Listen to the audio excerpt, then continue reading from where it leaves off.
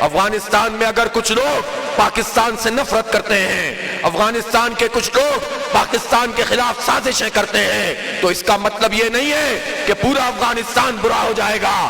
40-45 سال ہم نے ان کے ساتھ اخوت کا مظاہرہ کیا ہے، وہ مہاجر بن کر یہاں پر رہے، ہم نے اپنے دلوں کو کھولا ہے، ان کو اپنے پاس رکھا ہے، اور ہم ان سے بھی یہ تقاضا کرتے ہیں کہ جب اتنا بڑا ساتھ ہے، کلمے کا تعلق ہے، تو چھوٹی باتوں کے اوپر، چند لوگوں کے اوپر، امریکہ کے چند ایجنڈوں کی وجہ سے آپ پاکستانی قوم سے کیوں نفرت کریں گے؟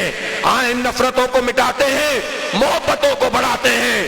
حکومت کی یہ ذمہ داری ہے کہ افغان حکومت سے اور افغان طالبان سے مذاکرات کرے۔ مجھے اچھا لگا جب میں نے یہ تصویر دیکھی کہ دوحہ میں پاکستان کے ایمبیسڈر نے افغان طالبان کے نمائندوں کو بلایا ہے، کھانے پہ بلا کر ان سے مذاکرات کیے ہیں۔ یہی مذاکرات مسئلے کا حل ہے، لڑائی کبھی حل نہیں ہو سکتی، وہ بھی برادر ملکوں میں لڑائی کس کو فائدہ پہنچائے گی؟ میں افغان حکومت سے بھی کہنا چاہتا ہوں، اگر ان کی سرزمین دہشت گردی کے لیے استعمال ہو رہی ہے تو ان کے لیے یہ سب سے بڑا سوال ہونا چاہیے، اس کے قلعقما کرنے کے لیے انہیں اقدامات کرنے چاہیے، اور پاکستان کی حکومت کو بھی افغانستان سے بامانی مذاکرات کرنے چاہیے، اس لیے کہ افغانستان ہمارا دشمن ملک نہیں ہے، دوست ملک ہے، اس سے دشمنی کریں اور بھارت سے دوستی کریں، یہ کہاں کا تماشا ہے؟ بھارت جس سے ہم نے نظریاتی جنگ لڑی ہے اور آزادی حاصل کی ہے، جو کشمیریوں کو کا قتل عام کر رہا ہے،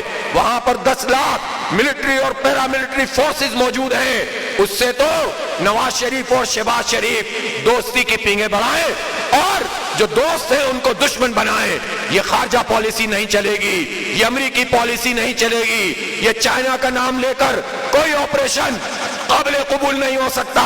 دہشت گردی کو روکنا ہے، آپ کو اتنا اسمارٹ ہونا چاہیے کہ آپ اس کے لیے اقدامات کریں، لیکن اس کا نام لے کر دوبارہ سے حالات کو اسی طرح سے بگاڑ دیا جائے، یہ قابل قبول نہیں ہو سکتا۔ اس لیے امن ہماری پرائرٹی ہے، امن ہماری ترجیح ہے، امن ہمارا نعرہ ہے، اور امن ہمارا حال بھی اور مستقبل بھی ہونا چاہیے۔ فوجی آپریشن فوج اور عوام کے درمیان دوریاں پیدا کرتے ہیں، فوجی آپریشن کولیٹرل ڈیمیج کرتے ہیں، جس میں گیہوں کے ساتھ گھن بھی پستے ہیں، فوجی آپریشن وہ خلیج پاٹ دیتے ہیں کہ جو پھر اس کے بعد وہ جو خلیج پیدا کرتے ہیں جو پارٹی نہیں جاتی ہے، فوجی آپریشن ہمیشہ نقصان دہ ہوتے ہیں۔ اس لیے آئندہ کوئی بھی ایڈونچر پاکستان کے لیے تباہ کن ہوگا۔ اس امن کے لیے جہاں اتنے لوگوں نے شہادتیں پیش کی ہیں، اب ان قربانیوں کو رائے گاہ نہیں جانا چاہیے۔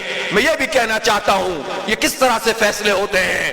یہ فیصلے کر کے لوگ چلے جاتے ہیں، ملازمتیں پوری کر دیتے ہیں، بھگتتے عوام ہیں یا فوج کے سپاہی بھگتتے ہیں، اس کے افسران بھگتتے ہیں، قوم بھگتتی ہے، قبائل بھگتتے ہیں، اور پاکستان کی معیشت تباہ ہوتی ہے، معاشرہ تباہ ہوتا ہے، سماج تباہ ہوتا ہے۔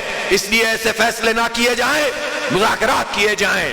پاکستانی قوم کو اعتماد میں لینا چاہیے تھا، پارٹیوں کو ساتھ بٹھانا چاہیے تھا۔